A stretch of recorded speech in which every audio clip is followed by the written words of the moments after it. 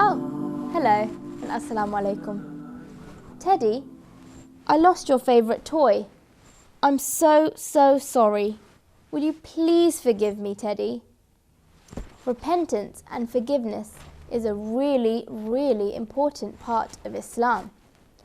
As human beings and as people, we all make mistakes.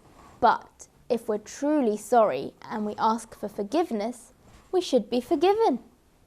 This idea of forgiveness keeps you close to your friends and your family, and it is also a quality that the prophets and imams have. Today, I'm going to tell you a story of a man named Hur. Hur was part of the bad guy Yazid's army, and his main job in the beginning of the Karbala story was to stop Imam Hussein going into Kufa, and instead lead him to the actual battlefield named Karbala.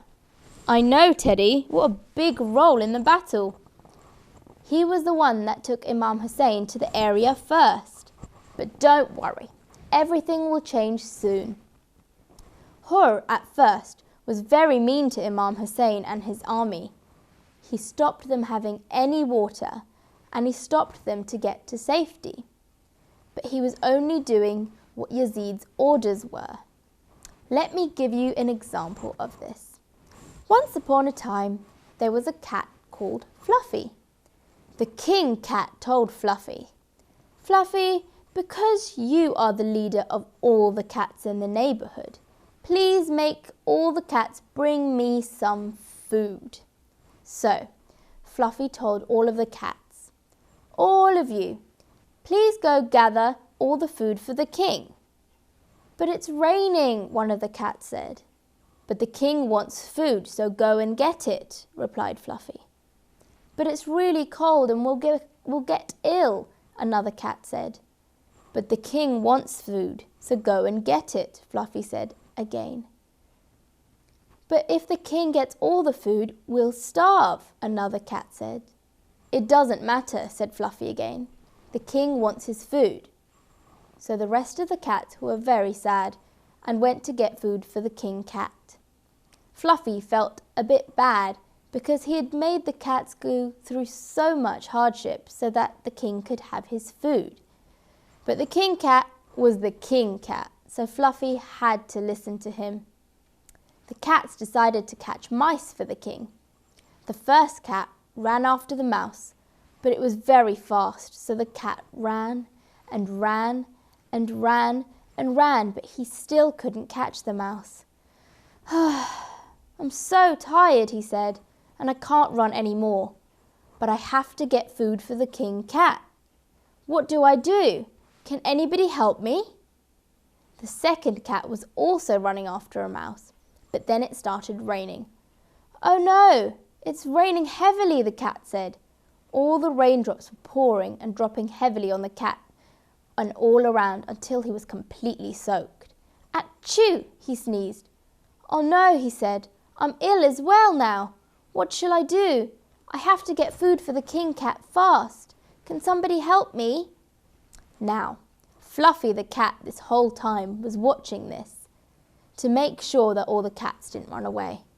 But as he saw them struggle and feel tired and ill, he felt very guilty. "Oh no, the cats need help," he thought. "I feel so bad and so sad for being mean and forcing them to go out on their own to get food." It was all the cries of help that made Fluffy realize, "I've got to help them," he said. So he went to the cats and said, "I'm so sorry for how mean I was," cried Fluffy. "I feel very guilty even though it was for the king cat."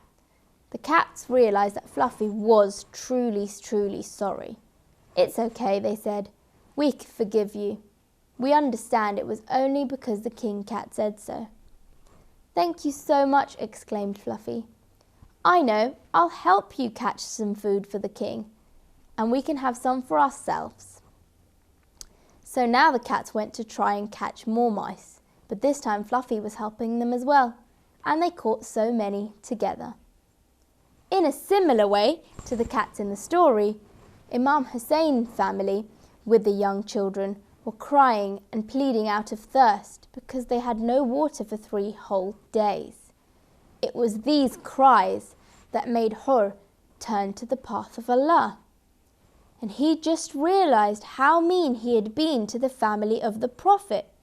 And just like Fluffy, he felt very, very guilty and very, very bad for all the things he'd done on the morning of Ashura. Hur asked his slave to tie his hands together. This was so that when he went to see Imam Hussein to say sorry, he can approach him as a criminal to look humble because of all the wrong things he'd done.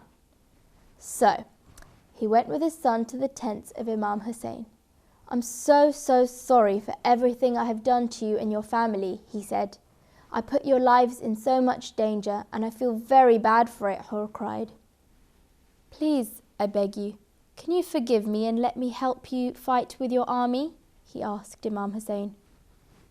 Imam Hussein listened to everything that Hur had to say. He was very, very kind and merciful to him.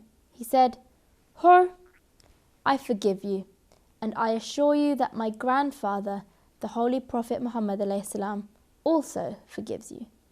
Wow, Teddy, can you believe that? The Imam forgot about everything that Hur did and forgave him completely. Do you know why? This is because Hur was truly, truly sorry. After Hur asked to join Imam's army, Imam Hussein replied, "Hur, you are my guest. How can I let you die for me?" This was the kindness of the Imam for his guests. But Hur insisted, "Please let me fight for you and your army so that I can truly show just how sorry I am." So, Imam Hussein granted Hur's wish and Hur fought bravely by Imam's side. And when Hur was killed by Yazid's evil army, the Imam held him and prayed to Allah to praise Hur, who was brave enough to give his life and honor for Islam. Oh my gosh, Teddy, Hur must have been really, really special to receive this. He had a very big decision to make, didn't he? Does he follow his orders and work for Yazid, or does he follow his heart and go to Imam Hussein? But in the end, he made the right choice, and the Imam was kind enough to forgive him. This story can teach us so many things, and I hope you learnt lots too. We learnt about forgiveness and kindness. Thank you so much for watching, and we'll see you soon, inshallah.